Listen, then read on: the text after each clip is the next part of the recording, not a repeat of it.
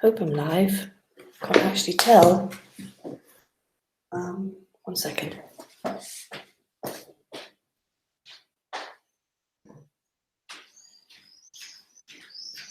Trying out something new. Let's see. Bear with me.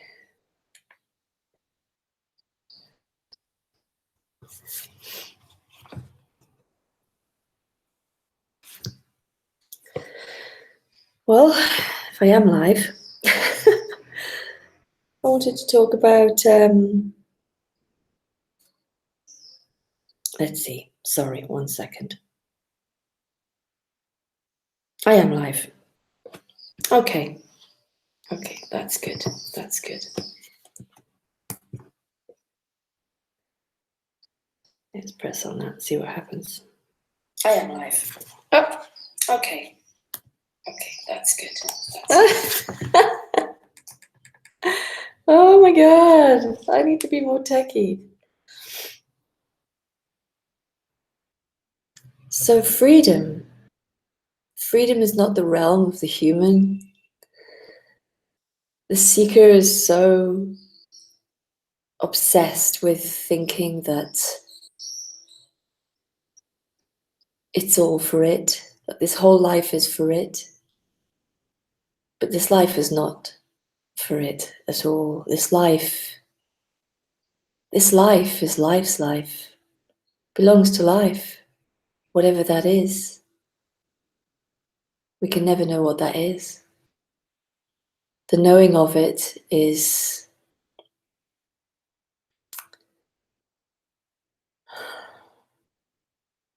in the realm of the seeker, wanting to know what the moon is, what the lake is. How can I find that there for me? If I stare at the moon long enough, not a picture of a moon, that's what I'm looking at. If I stare at the moon long enough, it will be revealed to me.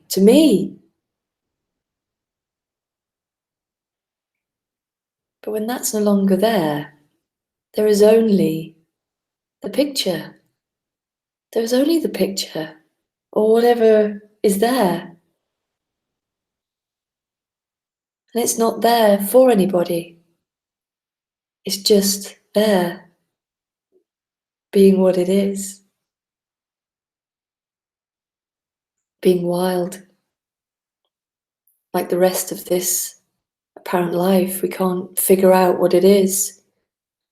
It seems like we move from one day to the next. And I was talking with somebody and they were saying, well, I make a plan for tomorrow and then I get up the next day and the plan seems to happen.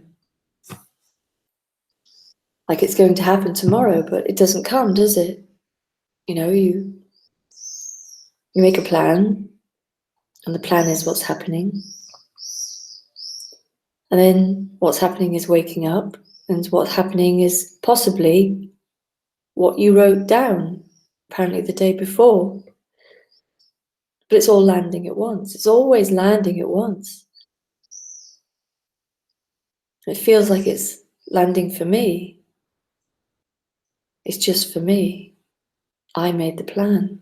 I woke up. I went to meet the friend or whatever the plan was. The plan never arrives. It never arrives. Nothing ever arrives. It feels like it arrived, but that's the way it just appears. And that's like amazing. I mean, how amazing is it that everything is just arriving at once? Here. Here.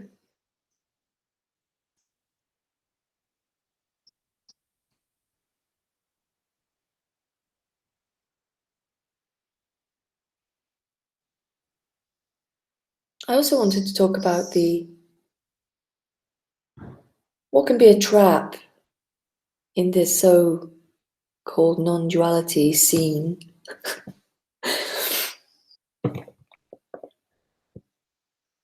Is that it's like like this is the be-all and end-all.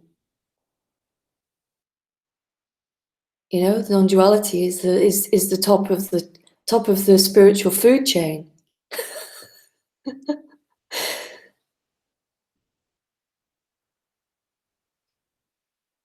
And that can be a trap. You know, getting bogged down with language,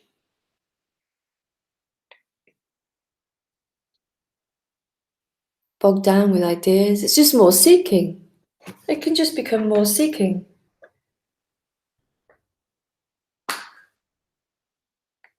Seeking for the right words, the right terminology. Thinking this is right and that's wrong. But you see, freedom is in freedom. And you're going to have to see through my words here.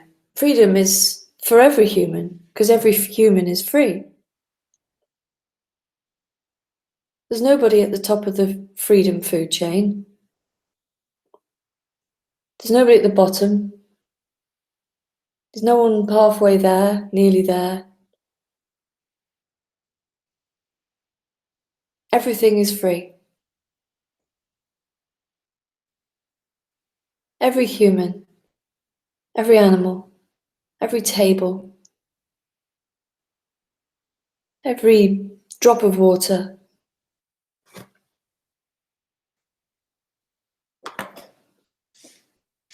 It's not exclusive.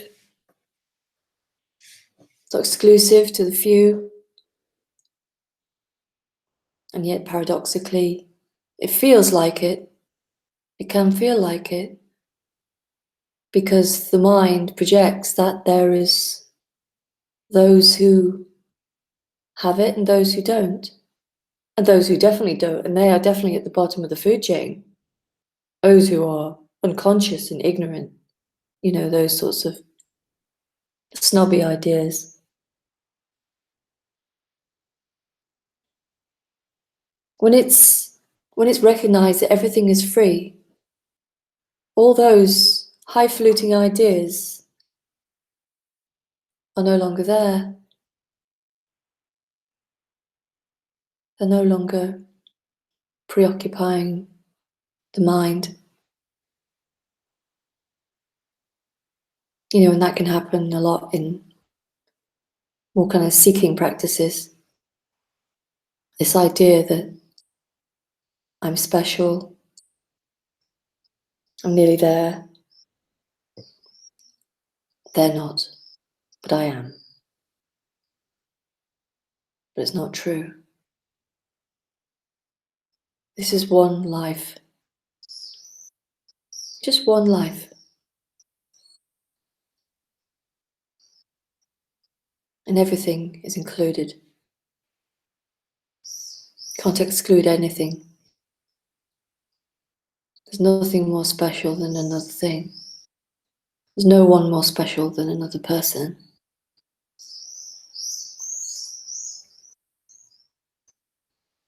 Everything is an expression of life.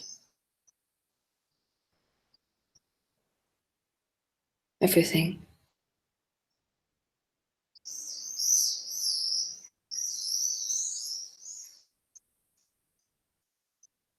You know,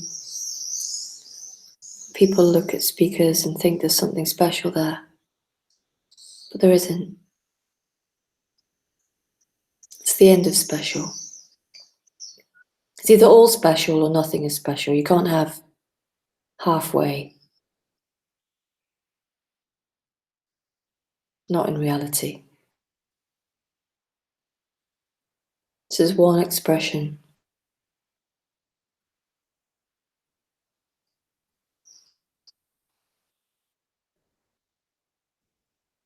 But that's what the me does, doesn't it? It becomes the center of the world. It wants everything for itself. You can hear the birds outside sweeping about. I want that for myself. I want to be one with that. I want to be one with the sky. I want to be one with the lake. I want the experience of that. I want the experience of being the lake. Always missing. always missing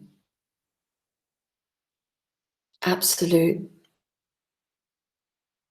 beauty.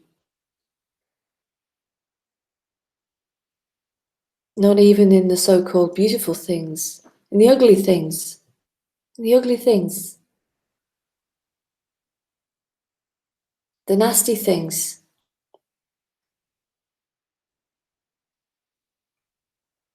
As if the human is the ruler of all things. They're the good things, they're the bad things. That's a good person, that's a bad person. Nothing wrong with all those thoughts, of course, because that is also the expression. The way the human is an expression.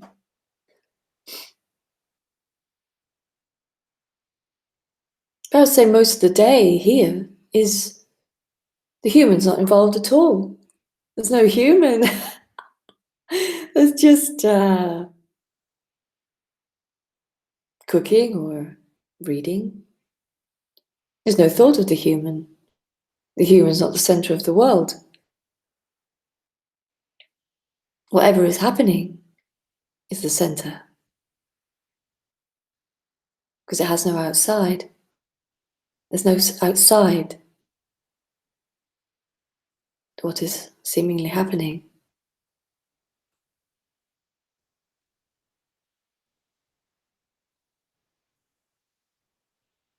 And the freedom is not the words. You can't find the freedom in the words. There's no meaning in the words, really. The words are like the vehicle of something else, of something that's deeply recognized. And you probably noticed that it's been recognized on and off. You know, a lot. There's a deep recognition that all there is this life. Even if it's in moments. Just moments. Because it's the case. It's the case. That's why it's recognized, because it is the case. That all there is this really.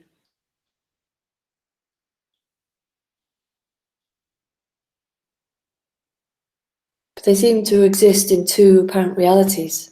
Excuse me, let's go get some water.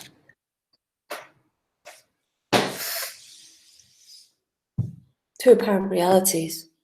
And I'm going to describe what those two apparent realities could look like. And they're the same reality, of course. But paradoxically, they're not. I love contradiction.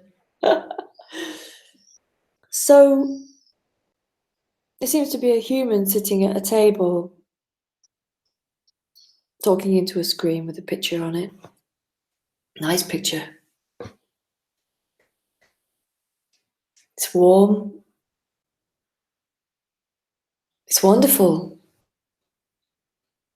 It's just wonderful. There's walls and there's sunlight. It's a glass of smoothie. Got wet hair. Feels nice. Lovely. Beautiful. Table, computer, light, sounds of birds. Nothing else. Nothing else. That's it. It's alive. It's absolutely alive. An absolute mystery of aliveness. And then this other apparent reality, the reality of the me, which is brain-made, really. It's also an expression of this life, but it's brain-made. So there could be this other apparent reality where I'm sitting in this lovely Spanish house with this glorious picture in the sun. But at the same time, there could be something here going, yeah, but I'm separate from it. I can't find it. And then it'll go on to other aspects of its story, the story of my life. I'm this kind of person, I'm that kind of person. This is not right, that's not right. Oh, this is right now. Oh no, maybe it's not. And in that realm, in that psychological realm, there is a missing of what is. It's missing what is, because it's locked up in this reality in the brain, like a kind of virtual reality, really.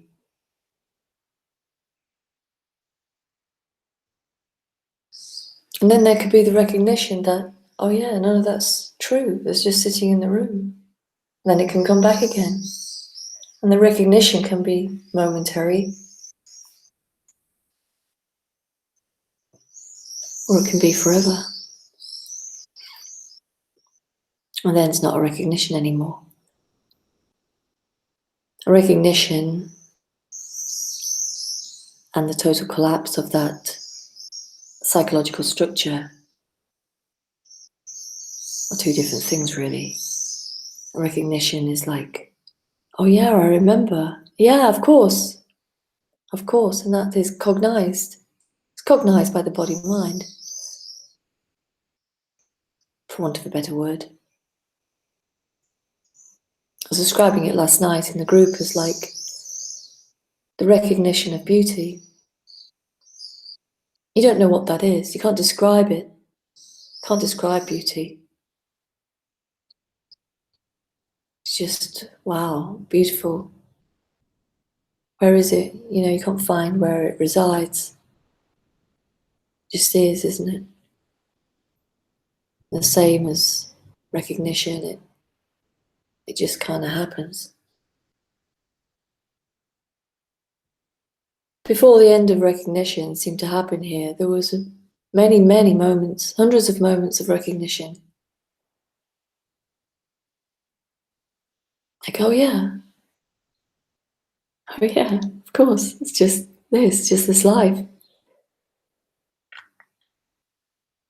And then the frantic psychological me coming back, going, but where? I've lost it. I'm back in my story. I'm back in my story. As if there's two me's. Does that, doesn't it?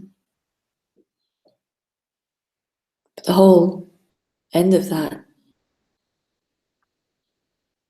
is no longer a recognition, it's a total collapse, really.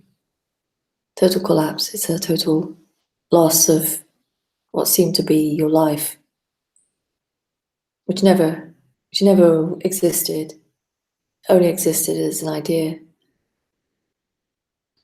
The life of Lisa only existed as an idea in the brain that felt real, that caused pain, caused suffering, caused that sense of being lost, alone, separate.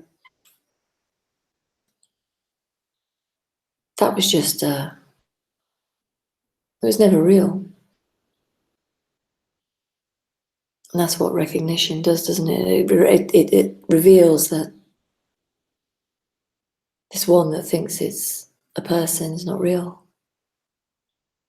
Because the recognition is that there is nothing else. There is nothing else outside of what is happening. You know, and because the person, this realm of the person, can only think in story, patterns and story, it can only search and seek in patterns and ideas and concepts. That's all it can do.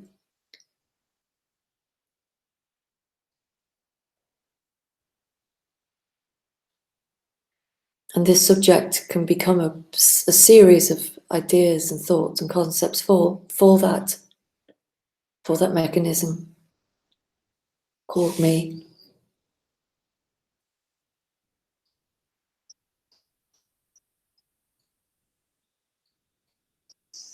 And it can't help it, because that's all it can do.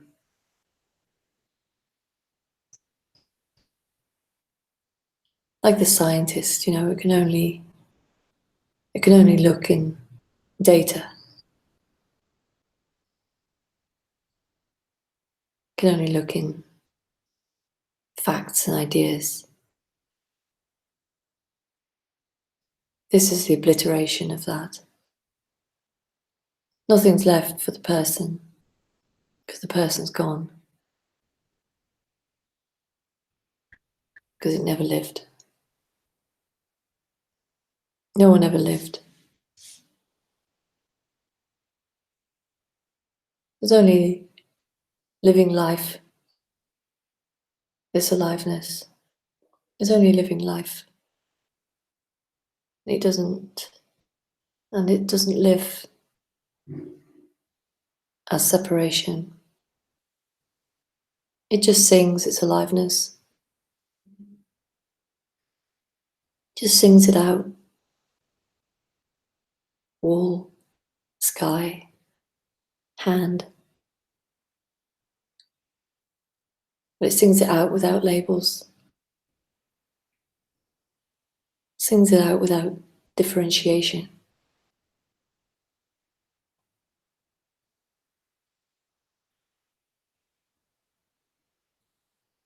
It is absolute wonder.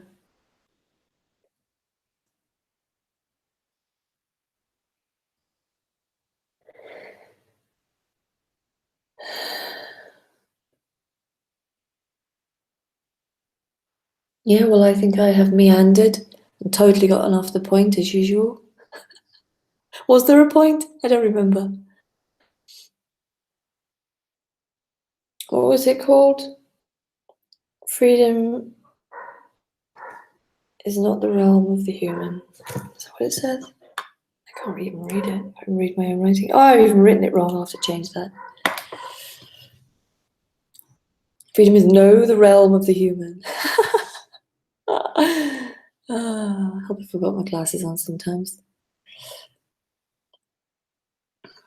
Anyway, thank you for listening. I'm going to have to edit the beginning and the end, because I'm going to have to be very badly techie. Thank you for listening. Lots of love. Bye.